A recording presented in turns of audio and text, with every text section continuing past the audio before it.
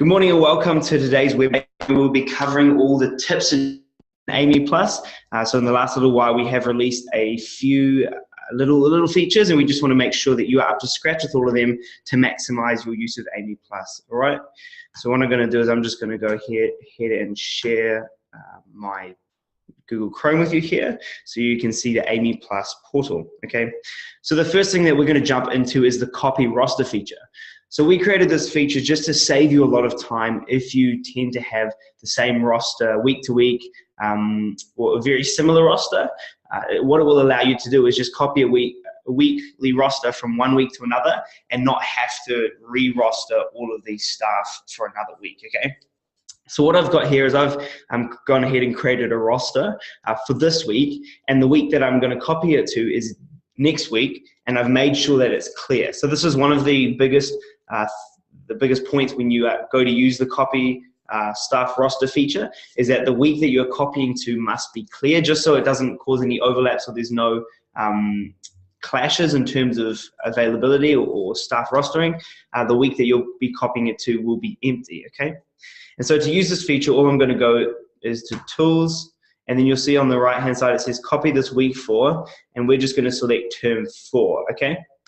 So we're going to copy this week to term 4, and it gives us the following weeks left in our schedule. So these are the weeks that we have available to us. We actually want to copy it to the week 2 of the weeks that we have left. So November 21st, 2016 to 27th of November.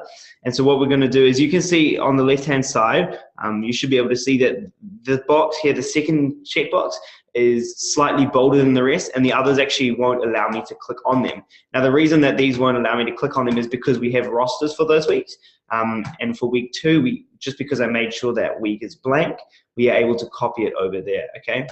So all we're going to do is go ahead and click save, and it means that when I toggle forward to next week, you can see that it's copied the roster over exactly the same as it was before. And obviously, if you have changes to make to the roster, a few changes, so for instance, there's a few tweaks here and there, one staff can't make it and another staff's replacing them, all it would take is copying the roster and then editing those couple of sessions.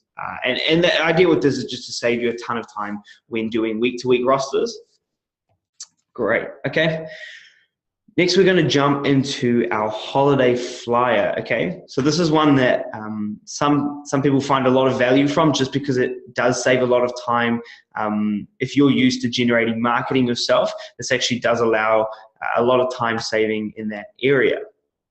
One of the changes we've recently made to this feature is the ability for you to choose exactly which details pull through onto the flyer. So before, by default, all of these details, the elements in the top portion of the flyer, all pulled through. So for instance, landline number, mobile phone, address, they all by default pulled through. Now, if you don't want to include them, you have the ability and the option to exclude certain details. So if I don't want to include the site address, or I don't want to include the mobile number for the site, or the website, for instance, we have the ability to exclude certain details or the description. And so when I go to generate the flyer here,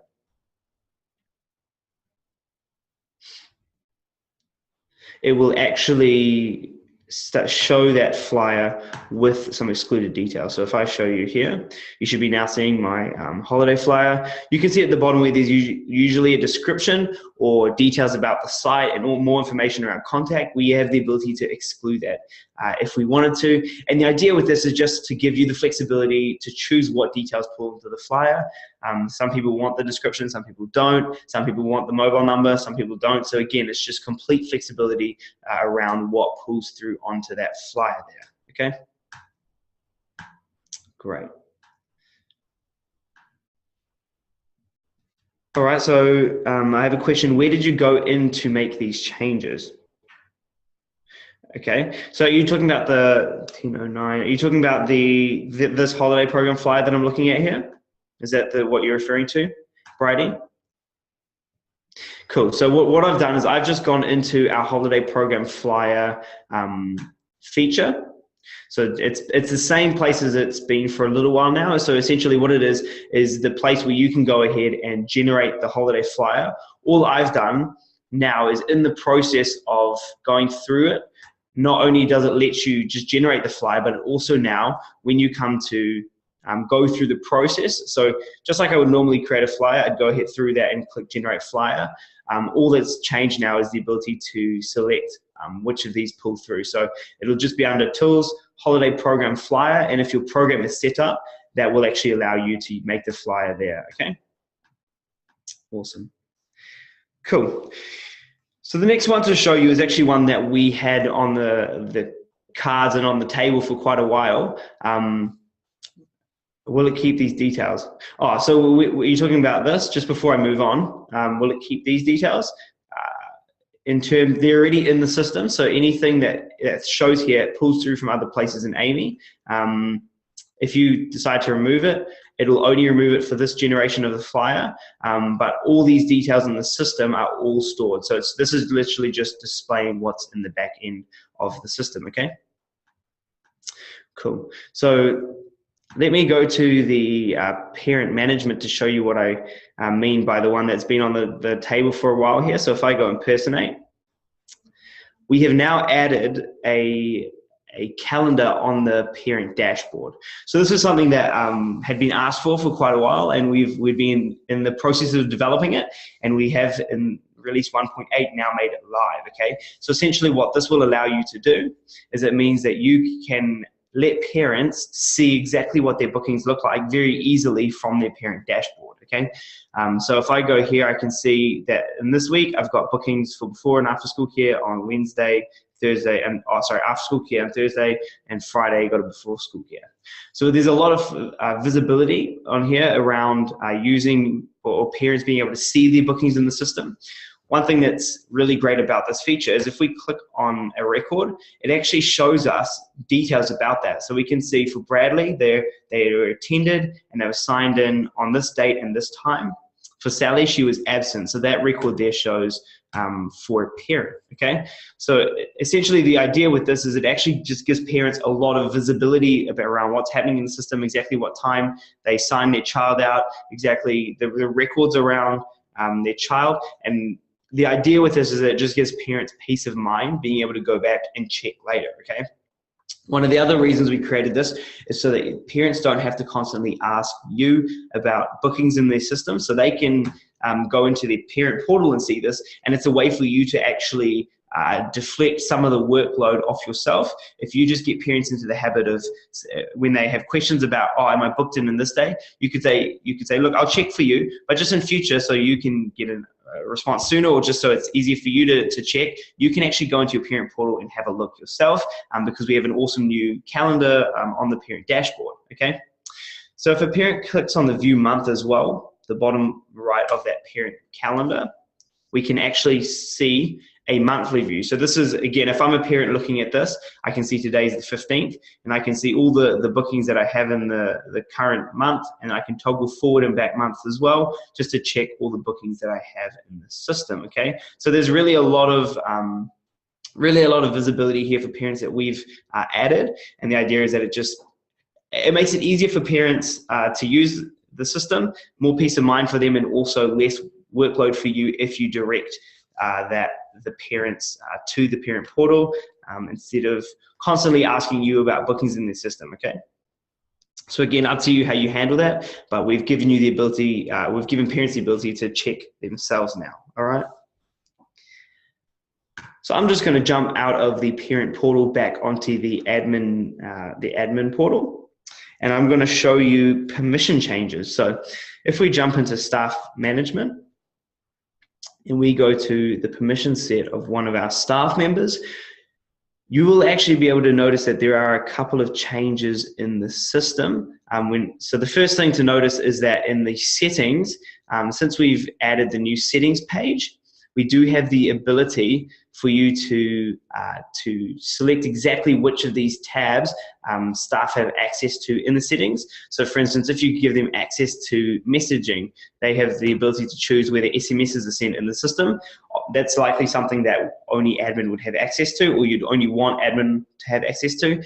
Things like general information is changing the address of the site and the site's key contact, whereas something like If I look here, notifications is changing all the customized notifications that come out of the system.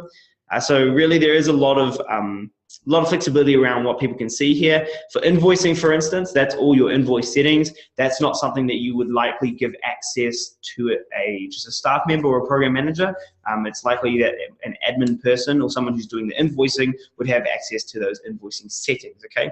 So we've just added that so you have more flexibility around who has access to your settings, and that is part of the whole new overhaul that we did with the settings page, all right?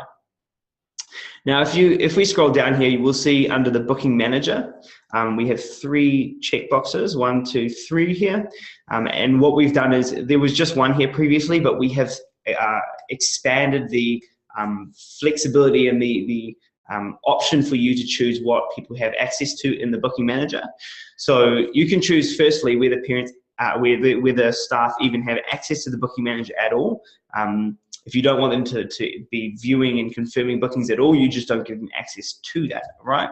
But what we've added here is 2 settings. One, the ability to confirm with invoices, and the ability to confirm without invoices. So essentially what this means is for staff members who would be on site and they have a login themselves and you want them to quickly confirm a booking, but you still want to screen the invoices, you would give them access to confirm without invoices. And that just means that they can confirm that booking, but the invoicing doesn't process until someone with an access to, so an admin or a program manager that has access to that, would go into the system and confirm the invoice at a later date. And essentially what that allows us to do is it allows us to have those bookings on site without having to worry about the invoice at the exact same time, okay?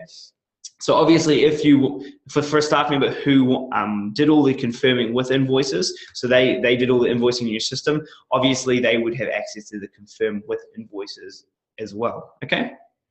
So let me know if you have any questions around that. That's just something we've added to allow flexibility in the system. And it should be pretty straightforward if you understand those confirm with and without invoice features. If you don't, feel free to get hold of us. We can explain it at any time. And it's a really great way, a really great process, the confirm without invoices, to actually ensure that staff are only confirming what they need to confirm in the system. Cool. All right, so I'm going to jump to the booking manager now. And so these next couple aren't ones that may pertain to all. These are for people who have access to head office level or to the top level in their network, and also people who have multiple sites. Those are the two people we're going to touch on now. But definitely, if you don't apply to either of those groups, feel free to stay for the question and answers section where you can learn more about people's questions and queries and have them answered. But what I'm going to show you now is the multi-site favorite, okay? So this is specifically for people who have multiple sites in the system.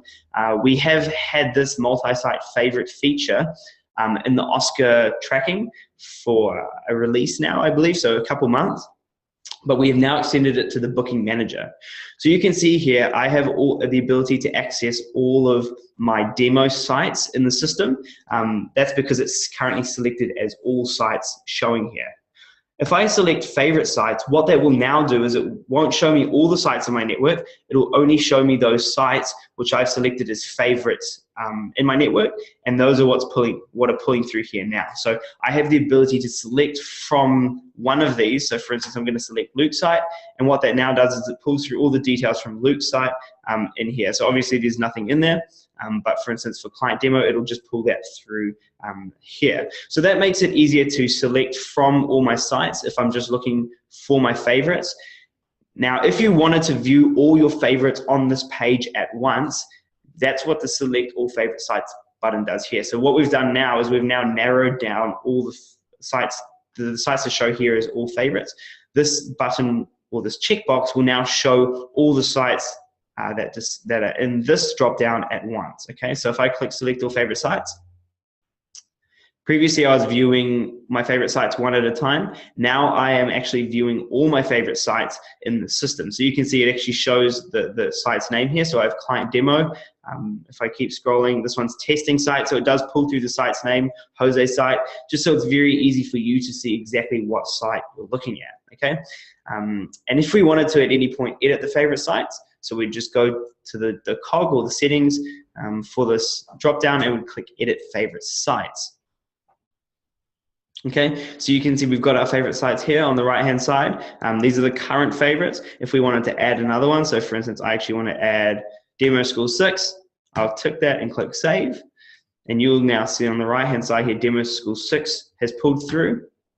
And if I go back to my booking manager, that's got the favorite sites selected. If I go to in the drop down, I've got Demo School 6 that is pulled through there as well, okay? So essentially that's how the favorites feature works, and we've pulled that through to Booking Manager. If you're working across a number of sites and you deal with some more than others, it just allows you to, when you need to, just limit the view to only those specific sites that you have selected as favorites, okay?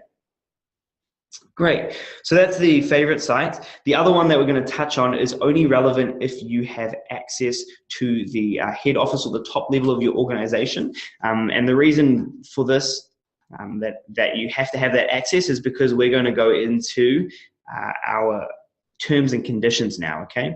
So if I go to Aimy Demo Head Office top level,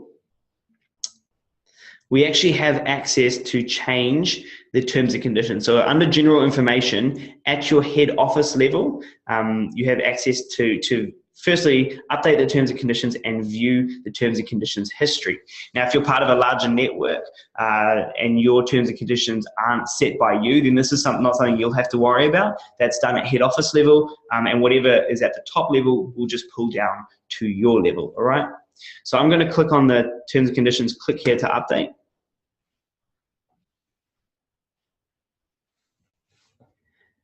And you can see here that it'll pull through. So this is the display for the terms and conditions, of which there are none at the moment in our head office. But if I go edit on the top left-hand corner there, it actually allows us to edit the terms and conditions. So whatever I decide to put in here, I can customize.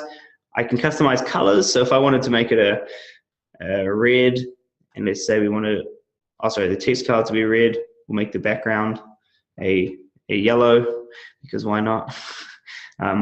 So obviously you put more time into how you decide to format this, but you have full flexibility around fonts, colors, styles, all of that.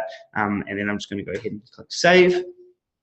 We can add links and pictures and all of the above to this, just allowing you to have full flexibility around where you direct people from terms, conditions, and where which pictures pull through. All of it's customizable, and just allows you flexibility around how your terms and conditions show for parents, okay?